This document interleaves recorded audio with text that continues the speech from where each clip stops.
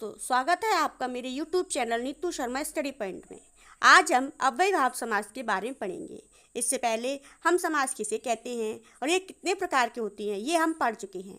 अगर आपने नहीं पढ़ा है तो आप मेरे चैनल पर जाइए और उसे विस्तार पूर्वक पढ़िए। आज हम अव्ययीभाव समास के बारे में पढ़ेंगे।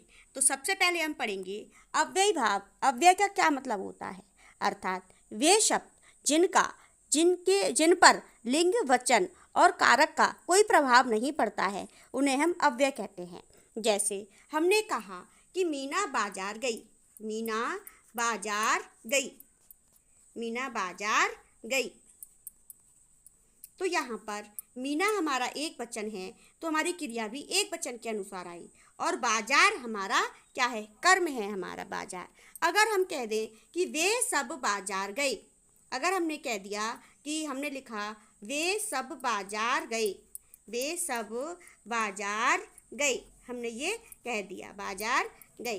तो आप देखिए वे सब, तो यहाँ पर हमारी क्रिया में परिवर्तन हो गया। वहाँ एक वचन था तो गई आया, लेकिन यहाँ बहुवचन है तो यहाँ पर गए आया। लेकिन बाजार में कोई परिवर्तन नहीं हुआ, बाजार वैसा का वैसा ही रहा। तो इसे कहेंगे हम अव्यय शब्द, जिसमें कि कर्म के द्वारा और क्रिया के परिवर्तित होने से, कर्म के अर्थात कर्ता के परिवर्तित होने से, अर्थात वचन के परिवर्तित होने से कोई परिवर्तन नहीं आया। अर्थात जिनमें लिंग, कारक और वचन के अनुसार कोई परिवर्तन नहीं आता है वे हमारे अव्यय कहलाते हैं। आगे आपके समझ में अब हम आगे चलते हैं कि ये समास क्या कहलाता है। अव्ययीभाव समास किसे कहते हैं।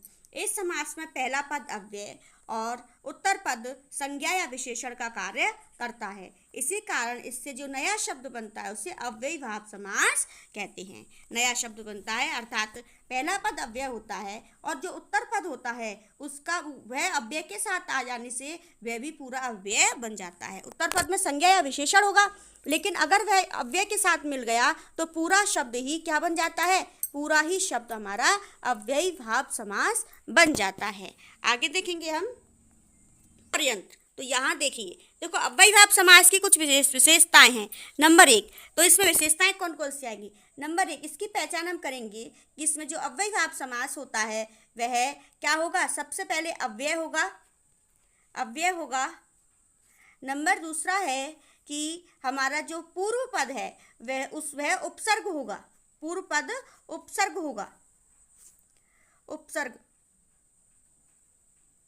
पहले पूर्व पद क्या होगा, उपसर्ग होगा।